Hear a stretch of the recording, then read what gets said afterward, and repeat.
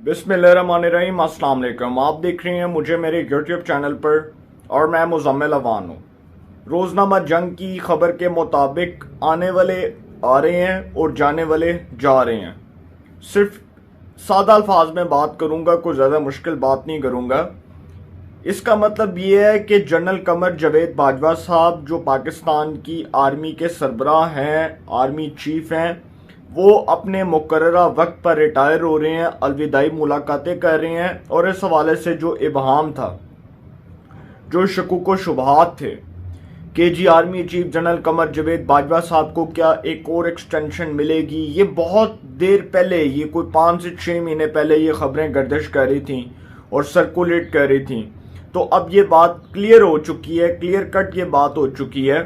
कि नए अफवाज पाकिस्तान के नए सरबराह के तौर पर एक नाम के ऊपर मुशावरत होगी और वो पाकिस्तान की अफवाज पाकिस्तान का नया सरबराह होगा, नया आर्मी चीफ होगा। और नवंबर सितमगर तो था, लेकिन नवंबर से ज़्यादा दिसंबर सितमगर होगा। अभी तो वैसे नवंबर का महीना शुरू हुआ है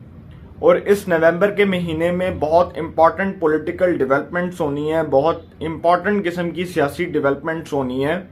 और इसी नवंबर के महीने में इमरान खान साहब की जो पॉलिटिक्स है,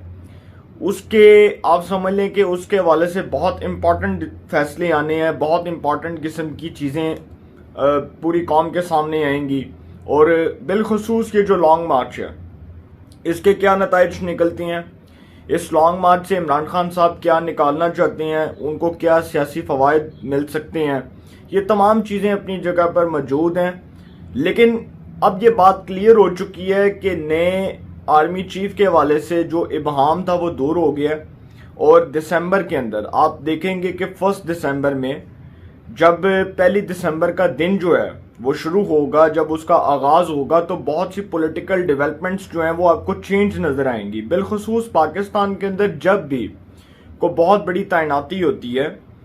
तो आप देखते हैं कि हालात और सियासी मंजरनामा तब्दील हो जाता है। यकदम तो तब्दील नहीं होता, लेकिन उसको कुछ दिनों तक जो है उसके अंदर हम देखते हैं कि वाज़ेह तौर पर तब्दीली के असरात नमूदार होना शुरू हो जाते हैं। इसी तरह अब जो रोज़नामा जंग न्यूज़ की खबर है, उसके मुताबिक जो मैं बात करने जा रहा हूँ, बड़ी इंपॉर्टेंट बात है। रोज़नामा जंग के एक सहाफ़ी हैं साले जाफिर साहब, आप शायद उनके नाम से वाकिफ़ होंगे। वो बहुत इंपॉर्टेंट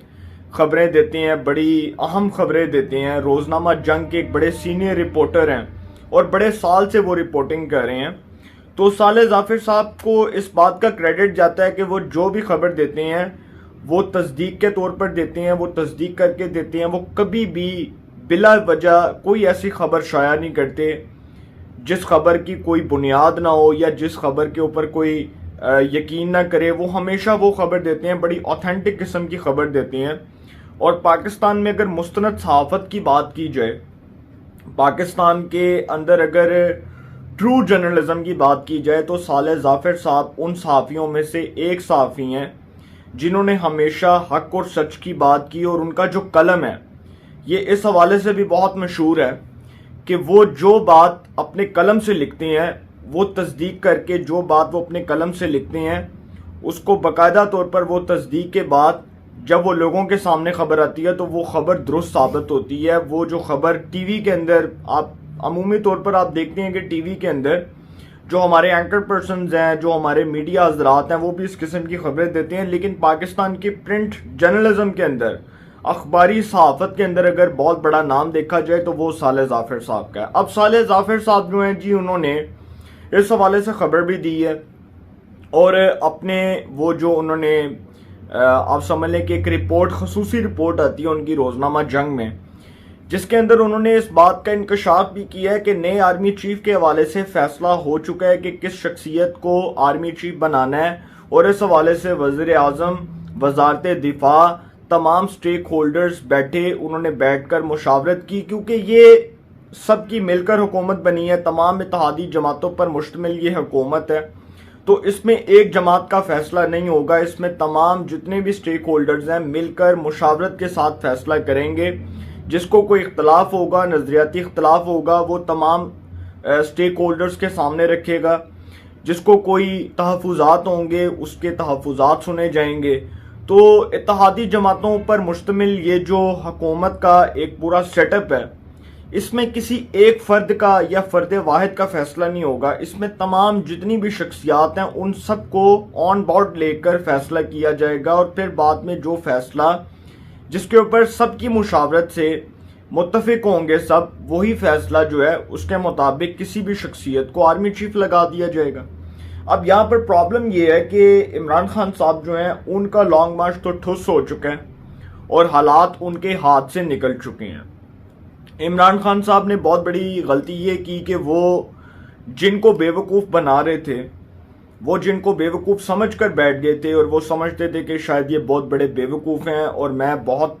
پاورفل وزیر اعظم ہوں، اقتدار میں رہتے ہوئے بھی عمران خان صاحب کی حرکتیں کرتے رہے۔ اور اس وقت جب انہوں نے ایک شخصیت کو، میں خیر نام نہیں لوں گا کیونکہ جب میں نام لیتا ہوں تو پھر لوگ اس کے اوپر تنقید کرتے ہیں، جب ایک شخصیت کو انہوں نے بطور ڈی جی آئی ایس آئی کے عہدے سے ہٹایا، تو عمران خان صاحب نے جب اس وقت یہ اس قسم کی ڈنڈی ماری تھی، تو اس وقت یہ بات پتہ چلی کہ وہ جو شخصیت تھی وہ عمران خان صاحب کے سامنے بشرا بی بی کی کرپشن رکھ چکے تھے، اس میں وہ ملک ریاض صاحب کی کرپشن رکھ چکے تھے، اور وہ آئی ایس آئی کا جو ادارہ ہے، یہ پاکستان میں کوئی بہت چھوٹا ادارہ نہیں ہے، یہ فوج کے ماتحت ہے، تو اسی ادارے نے یہ فیصلہ کیا کہ یہ اس حوالے سے تحقیقات کروائے گا، تو عمران خان صاحب نے اس شخصیت کو ہٹا کر اپنی مرضی کے شخص کو آئی ایس آئی کے چیف کے طور پر اپوائنٹ کر دیا۔ اب عمران خان صاحب جو ہے نا، وہ جو فوج کو آنکھیں دکھاتے ہیں، نیچا دکھاتے ہیں، یہ آج سے نہیں دکھا رہی، یہ اقتدار میں رہتے ہوئے بھی حرکتیں کرتے رہے ہیں۔ میں نے آپ کو بہت دفعہ 20,000 میرا خیال ہے، پتہ نہیں شاید اس سے زیادہ دفعہ یہ بات کر دی ہوگی کہ جب نئے ڈی جی آئی ایس آئی کی اپوائنٹمنٹ کا فیصلہ ہونا تھا، پچھلے سال کی بات کر رہا ہوں، تو اس وقت بھی عمران خان صاحب نے یہ رولا ڈالا کہ جی میں نے 4 سے 5 شخصیات کا انٹرویو کیا، اور ان 4 سے 5 شخصیات کا انٹرویو کرنے کے بعد مجھے تین جو شخصیات ہیں وہ بہت سٹرانگ لگیں، بڑی طاقتور شخصیات لگیں، تو میں نے فیصلہ کیا کہ جی میں اس شخصیت کو جو ہے وہ نیا D G I S I appoint کروں گا، جبکہ فوج کا یہ فیصلہ تھا، پاکستان کی ملٹری اسٹیبلشمنٹ کا یہ فیصلہ تھا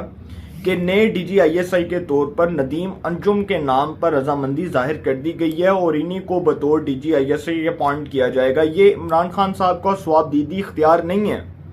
کہ وہ آرمی کے معاملات میں مداخلت کریں، آرمی کا یہ رائٹ ہے کہ وہ کسی کو بھی بطور ڈی جی آئی ایس آئی کے، بطور کور کمانڈ کے، بطور لیفٹیننٹ جنرل کے، اس میں بہت سے عہدے ہیں، کسی کو بھی اپوائنٹ کر سکتی ہے۔ یہ آرمی چیف کا ثوابدیدی اختیار ہے، وہ جس شخص کا نام دیں گے اس شخص کے نام پر رضامندی ہوگی اور اس کے بعد اس کو اپوائنٹ کر دیا جائے گا۔ لیکن عمران خان صاحب یہ حرکتیں کرتے رہے، اور اقتدار سے نکلنے کے بعد بھی انہوں نے یہ کیا، انہوں نے یہ سوچا کہ شاید پاکستان کی ملٹری اسٹیبلشمنٹ جو ہے وہ منہ میں چوسنی ڈال کے بیٹھی ہے، اور میں بہت طاقتور ہوں، بڑا پاورفل ہوں، میں بے شک اقتدار سے نکلا لیکن آج بھی میرا فیصلہ جو ہے اس کو تسلیم کیا جائے گا، آج بھی میرے فیصلے کے اوپر منوان عمل کیا جائے گا۔ تو انہوں نے پھر پاکستان کی ملٹری اسٹیبلشمنٹ کو نیچا دکھایا، آنکھیں دکھائیں دوبارہ،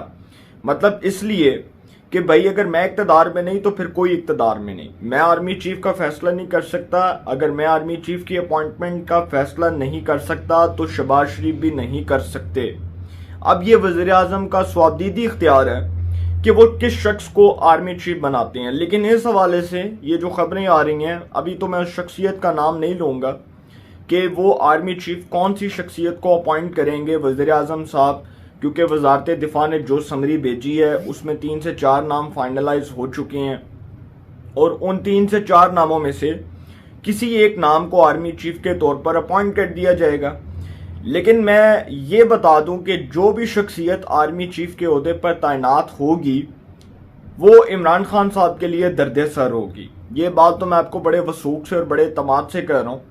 کہ عمران خان صاحب کے لیے اب حالات وہ سازگار نہیں ہیں جو پہلے تھے، اور وہ پچ جس کے اوپر عمران خان صاحب کو کہا جاتا تھا، وہ بیٹنگ پچ جس کے اوپر ان کو کہا جاتا تھا کہ جی آپ چوکے لگائیں، چھکے لگائیں، آپ سینچری کریں، آپ 150 کر لیں، 200 کر لیں، اب وہ چیزیں نہیں ہیں، کیونکہ اب لاڈ پیار شفقت سب چیزوں سے عمران خان صاحب بری طرح محروم ہو چکے ہیں، اور وہ جب کبھی کسی کے فیض سے فیض یاب ہوا کرتے تھے، عمران خان صاحب جب کسی کے فیض سے فیض یاب ہوا کرتے تھے تو عمران خان صاحب اب کسی کے فیض سے محروم ہو چکے ہیں. اور وہ شاعر نے کیا خوب کہا تھا کہ جلتے ہیں ارمان میرا دل روتا ہے، جلتے ہیں ارمان میرا دل روتا ہے، محبت کا دستور نرالا ہوتا ہے. تو عمران خان صاحب جس محبت کے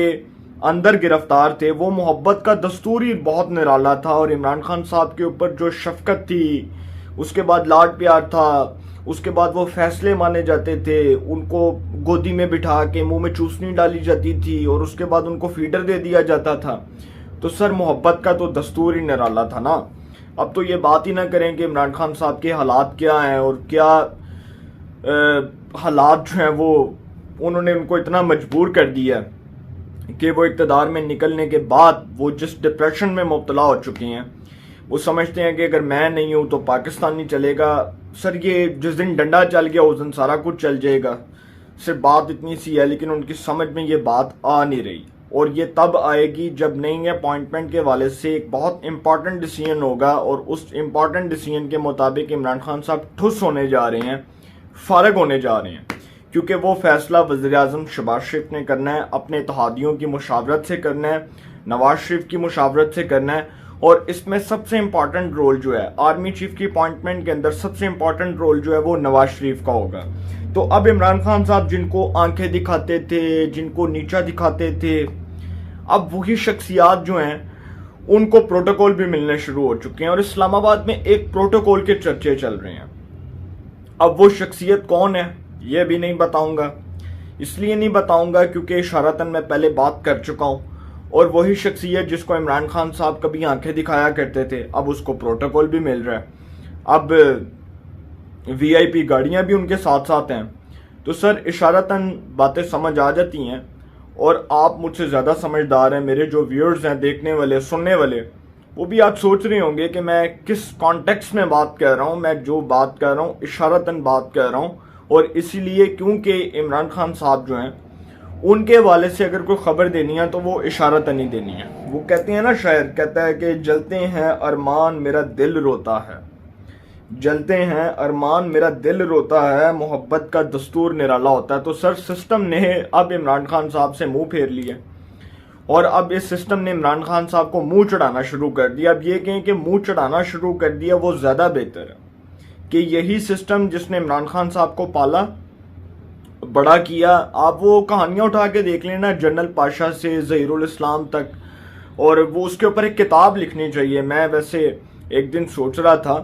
کہ عمران خان صاحب کو جو پالیٹکس میں لے کر آئے، 2011 کا جو جلسہ کروایا گیا وہ سب کو پتہ ہے کس نے کروایا. اور عمران خان صاحب کے حوالے سے وہ جو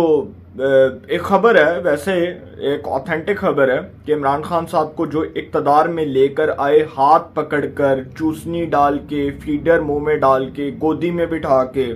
اور پھر عمران خان صاحب کی دیکھ بھال کی، ان کے نخرے اٹھائے، ان کی باتیں سنی، ان کے مطالبات تسلیم کیے، ان کو ایک ایسا وزیر اعظم بنایا جو پاکستان کی تاریخ کا طاقتور وزیر اعظم بنا 176 ووٹ لینے کے بعد. آپ ویسے حیران ہوں گے کہ اتنے طاقتور وزیر اعظم پاکستان کی تاریخ میں ویسے کبھی بھی نہیں دیکھے. نہ تو شوکت عزیز کو دیکھا، نہ اتنا طاقتور نواز شریف کو دیکھا، نہ اتنا طاقتور میر ظفر اللہ خان جمالی مرحوم کو دیکھا. تو اس طرح کے وزرائے اعظم پاکستان کی تاریخ میں آئے. محترمہ شہید بینظیر بھٹو صاحبہ، ان کو بھی اتنا طاقتور نہیں دیکھا. لیکن عمران خان صاحب کے پاس تو وہ تمام اپرچونٹیز تھیں، تمام ان کے پاس جو ہے وہ اختیارات تھے، اور اس کے باوجود وہ حکومت کرنے میں ناکام ہوئے اور نالائق ترین ثابت ہوئے. پاکستان کی تاریخ کے نالائق ترین وزیر اعظم کے طور پر عمران خان صاحب کو ان کا جو نام ہے وہ پاکستان کے سنہری حروف میں لکھنا چاہیے کہ پاکستان کے ایک نالائق ترین، کرپٹ ترین، چور ترین وزیر اعظم کے طور پر عمران خان صاحب کا جو نام ہے وہ پاکستان کی کتابوں کے اندر، جرنلزم کی کتابوں کے اندر، جنرل نالج کی کتابوں کے اندر لکھنا چاہیے. اور پھر سسٹم نے جب عمران خان صاحب سے منہ پھیرا تو پھر عمران خان صاحب کو سمجھ آ گئی کہ پاجی ہون میری جڑی کہانی ہے نا وہ مک گئی ہے مختاریہ. پھر عمران خان صاحب نے کہا کہ کہانی مک گئی ہے مختاریہ داسدہ نہیں پیا. پھر عمران خان صاحب فارغ ہو گئے، اور اس کی وجہ یہ ہے کہ اقتدار سے نکلے وزارت عظمیٰ کی کرسی گئی، وزارت عظمیٰ کی کرسی گئی پارٹی فارغ، پارٹی گئی بزدار فارغ، بزدار گیا پنجاب حکومت فارغ، پنجاب حکومت گئی، اس کے بعد عمران خان صاحب کا بیڑا پار، مطلب بچا ہی کچھ نہیں۔ پھر پرویز الہی وزیر اعلیٰ بن گئے، بلیک میلنگ، آپ اندازہ لگائیں وہ شخص جس کو ڈاکو کہا کرتے تھے، وہ شخص جس کو کہتے تھے کہ یہ پنجاب کا سب سے بڑا ڈاکو ہے، اس شخص کو پنجاب کا وزیر اعلیٰ بنوایا، اس شخص کو بلیک میلنگ، اس کی بلیک میلنگ کے ذریعے پنجاب کا وزیر اعلیٰ بنوایا گیا۔ پھر اس شخص کی باتیں سنی گئیں، پھر جس کو کہا کرتے تھے کہ جی ہماری پارٹی کے اندر سے کوئی وزیر اعلیٰ بنے گا، سر وہ 10 سیٹوں والے کو آپ نے وزیر اعلیٰ بنایا، مطلب آپ کا اپنا جو آپ کی 22 سالہ، جس کو آپ کہتے ہیں کہ 26 سالہ جدوجہد، بلکہ 26 سالہ کہیں کیونکہ اقتدار میں بھی آگے تھے، تو 26 سالہ جدوجہد میں عمران خان صاحب نے ایک بات ضرور سیکھی کہ جو بلیک میل کرتے تھے ان کی بلیک میلنگ نے عمران خان صاحب کو وہاں پر کھڑا کر دیا جہاں پر عمران خان صاحب نے سوچا بھی نہیں تھا کہ مجھے اتنی شرمندگی اور ندامت ہوگی کہ میں 10 سیٹوں والے کو بلیک میلنگ، اس کی بلیک میلنگ کے ذریعے مجھے پنجاب کا وزیر اعلیٰ بنانا پڑے گا، اور بنایا۔ بعد میں ان کا تو پرویز الہی صاحب کا تو تحریک انصاف سے کوئی تعلق ہی نہیں ہے، وہ اگر دیکھا جائے تو ان کا پولیٹیکل، ان کا سیاسی نظریہ تو تحریک انصاف سے مختلف ہے، وہ اداروں کے خلاف تو نہیں بولتے، جو عمران خان صاحب اداروں کو گالیاں دے رہے ہیں وہ اداروں کے خلاف ہرزہ سرائی تو نہیں کرتے۔ تو سر آخر میں یہی بات کرنی ہے کہ سسٹم نے عمران خان صاحب سے منہ پھیر لیا، اب عمران خان صاحب کی کہانی مک، کھیل ختم شد، عمران خان کھڈے لائن، اور نئی اپوائنٹمنٹ کے والے سے کچھ دنوں بعد فیصلہ ہونے جا رہا ہے، سب بڑے بے چین ہیں، بڑے بےتاب ہیں، اور لوگ سوشل میڈیا کے اوپر ٹرالنگز کر رہے ہیں، لوگ سوشل میڈیا کے اوپر ہیش ٹیگز بنا رہے ہیں، ٹویٹس کر رہے ہیں، پوسٹنگز کر رہے ہیں، ویڈیوز لگا رہے ہیں، تھم نیلز، اس کے بعد یوٹیوب کے اوپر ہزاروں ویڈیوز آ رہی ہیں۔ تو سر کچھ دن رہ گئے ہیں، بڑا بے صبری سے انتظار کیا جا رہا ہے۔ آخر میں جاتے جاتے وہی شعر پڑھوں گا کہ جلتے ہیں ارمان میرا دل روتا ہے،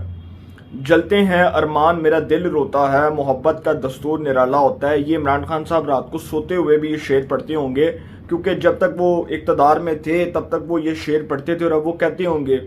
کہ اس وقت تو محبت کا دستور بھی بہت نرالا تھا۔ اب وہ حالات بھی گئے، معاملات بھی گئے، عمران خان صاحب بھی وزارت عظمیٰ کی کرسی سے گئے، حکومت بھی گئی، پارٹی بھی گئی، بزدار بھی گیا، سب کچھ گیا، سب کچھ جو ہے وہ بہہ گیا۔